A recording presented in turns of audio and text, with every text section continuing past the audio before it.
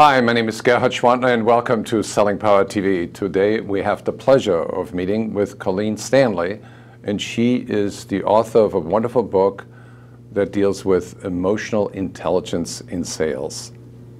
Welcome, Colleen. Thank you for having me. Why did you write this book?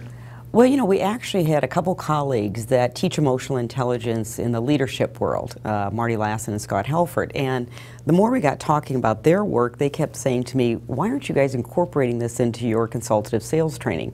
So when I started studying it, something I realized is that it was almost what I call the bridge between the knowing and doing gap. So we teach hard skills, we teach a lot of tactical sales training skills, and I would see sales reps in the classroom and they just execute these beautiful role plays. They had the talk tracks down, they were comfortable. And then you'd see them in a real selling situation with maybe a tougher prospect, and it appeared that all those skills went out the door. And so you're sitting there going, well, they had it in the classroom. So what I started realizing is that emotions started running that meeting, not tactical selling skills, good communication skills, or influence skills. So that was the main reason we brought it in, is when you're taking a look at diagnosing performance challenges, it's good to look at both the soft skills, emotional intelligence skills, as well as the hard skills. Are you saying that the drive to exercise good skills is being blocked by negative emotions?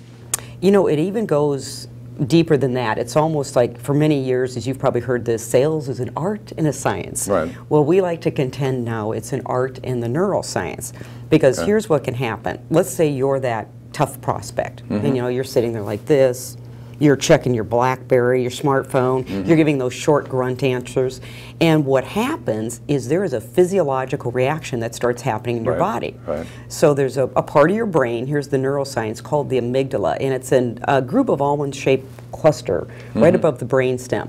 And it has a purpose, and its purpose is to keep you safe. So all stimuli coming into the brain quickly runs through the amygdala.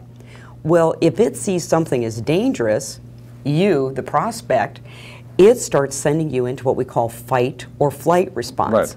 So what starts happening is blood starts leaving your brain, your body shoots off adrenaline, all right, cortisol starts getting shot off, and basically you're left with the functioning of a monkey. And that's why you can't execute any of those great selling skills, influence skills that you learned in the classroom, online, read about in a book.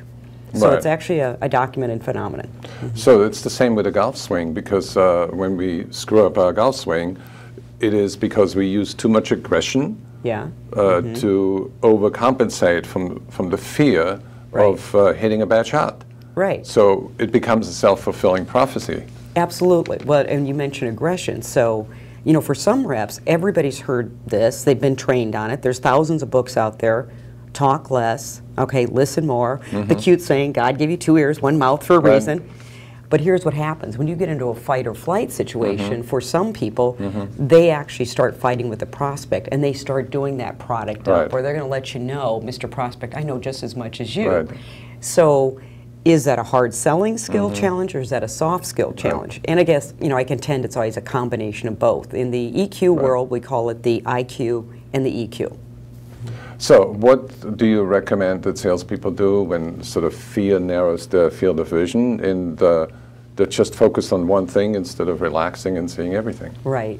Well, you know, the first thing is, and this is not a new statement, is awareness. Now, here's what nobody watching the video is going to want to hear, is that you need to get some downtime. And nobody's getting downtime today. You know, we live in this highly connected world. Everybody's checking BlackBerries, emails, smartphones, and this. And really in our desire to be connected, we're probably getting more disconnected. Yeah.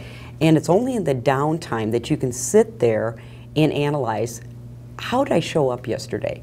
What trigger, and that's a term we use in the training, what trigger event showed up that caused me to respond in this goofy manner? Yeah, it's a wonderful idea to not to move forward until you have mastered the past, or at least become aware of what happened in the past. Yes, mastered the past. And what I've seen one too many times, and I'm sure you have as well, a salesperson will get done with the meeting. You know, sometimes they have the genius attack then. They go, oh, why didn't I say this? Or, you know, why didn't I say that? but they don't take time to reflect and say, what should I have said? And what was it about that prospect that got me emotionally charged, positively or negatively? Because sometimes positively, you start presenting too soon because you actually think you have the And that's what I like opportunity. about the book, where you write about using your emotional awareness to improve your emotional intelligence. Absolutely. That's the foundational skill. So Well, no thank you so awareness. much. We are going to continue our conversation tomorrow, where we talk about the soft skills that are so necessary to win in sales.